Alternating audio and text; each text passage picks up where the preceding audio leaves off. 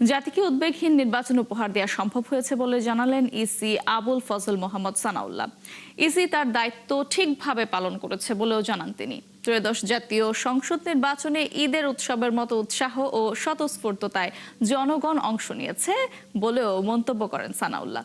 সকালে নির্বাচন কমিশনে তিনি সাংবাদিকদের আরও জানান, নির্বাচনে 59.44% ভোট পড়েছে।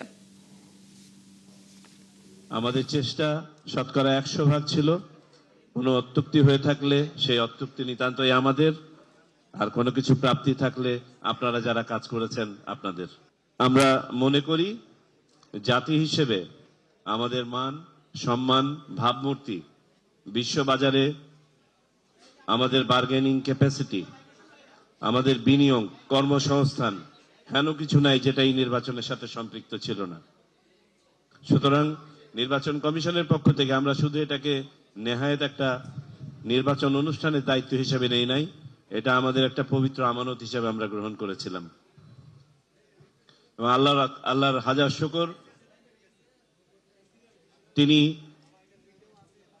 নেহায়েত রহমত করেছেন বিধায় আমরা সুষ্ঠুভাবে এই মহাযজ্ঞ সম্পাদন করতে পেরেছি।